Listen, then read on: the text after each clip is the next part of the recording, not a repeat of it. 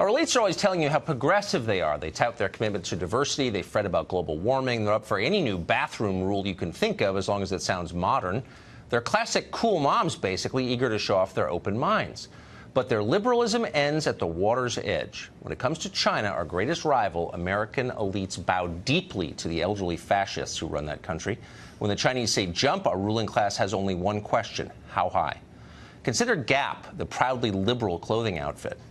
This spring, Gap pulled a T-shirt from all of its stores worldwide because that shirt featured an outline of China. The image did not include Taiwan or an obscure group of disputed islands in the South China Sea, and Beijing complained about that. Gap immediately destroyed the T-shirts. Then the company issued a groveling press release. Quote, Gap Inc. respects the sovereignty and territorial integrity of China.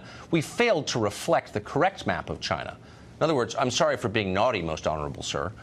Gap promised it would never happen again. That's just one of many examples. In January, Marriott apologized for listing Tibet, Taiwan, and Hong Kong and Macau as separate countries on an email questionnaire. Then Marriott fired an employee who liked to tweet about it. Marriott's obsequious apology to China's dictator says it all. Quote, some associates did not understand or take seriously enough the sovereignty and territorial integrity of China. Clearly written by the Chinese. Offending China is now a fireable offense in this country. American Express, Citibank, Goldman Sachs, they all agree. Those companies have all changed online content to eliminate suggestions that Taiwan and China are separate countries, even though, of course, they are separate countries. The Chinese insist American companies lie about that, and so they do. Hollywood's been doing it for years. The movie studios have been obedient to China's rulers probably for more than a decade. Ask Richard Gere. The actor, he says now he has trouble getting work because his views on Tibet offend Chinese officials. In 2016, the movie Doctor Strange, producers cast a white woman in the role of a Tibetan character. Why'd they do that? Doesn't sound like the diversity doctrine at work. It's not, but they did it anyway. Why? Well, the screenwriter explained that casting an ethnic Tibetan would make China mad, so they couldn't.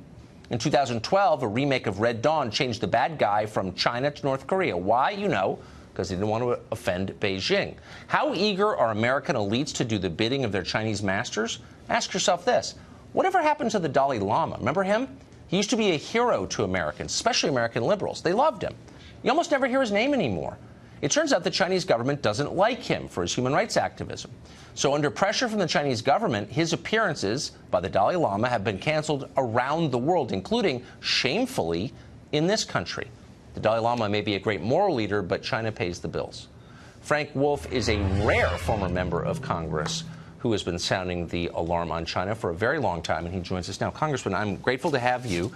You really are one of the very few former members of Congress who is pointing out the human rights abuses in China and is willing to say what is true, which is they're bullying us. Why is that? Why aren't more saying it? Well, I don't know, Tucker, but you're right. I mean, 142 Tibetan monks and nuns poured kerosene on their bodies, set themselves aflame.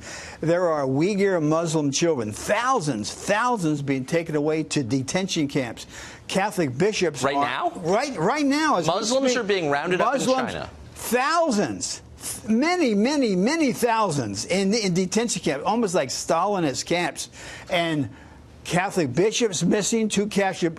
Chris Smith took Holy Communion from Bishop Sue. He's never been seen again. Protestant pastors are being arrested. I mean, it is as bad today as it's ever been since Mao. And you're exactly right. I mean, Richard Gere will never make another movie. AMC has been sold to the Chinese. Other studios have been sold, and they censor you, and then they censor you. They say, if you run that, Richard Gere will never be in a major movie. So without naming names, because this is a very small city, and you've been here for a long time, but looking out across the city, you know a lot of lobbyists, a lot of them served in Congress. What percentage would you say are on the payroll in some way with China? Well, I'll say some names. I mean, one of the bigger firms in town, Squires, Patton Boggs, they represent the Chinese government. They also represent Bashir, the indicted war criminal from Sudan who's been indicted for genocide. So Squires, Patton Boggs, they represent them.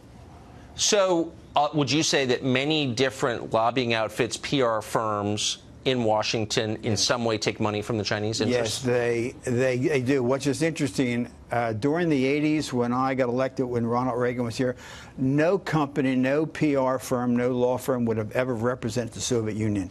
And now so many are representing China. I mean, for Squires, Patton Boggs to represent Bashir, the president of Sudan, who is an indicted war criminal for genocide of what took place in Darfur. So the standards in this town have totally changed. Do you think that that may be connected to the fact that you hear a lot about Russia, but you never hear anything about China's human rights abuses? Do you think they're connected? The human rights abuses and lack of religious freedom is worse today in China than it's been since the days of Mao. And don't forget, President Xi has now appointed himself president for life. It is terrible. That's why I can't understand the very fact that thousands of Muslim kids are being taken away. I had a Muslim woman come by my office about 2 months ago. 35 of her grandchildren have been taken and put in these detention camps. I urge you to Google when this show's over. I'm going to. We're doing you just shocking. Convinced me. Next week, we're going to do a segment on Chinese human rights abuses, and you would think that American liberals would care, but they don't. But you do, and I appreciate it. Congressman, thank you for coming on. Thank you, Tucker. Great to see you.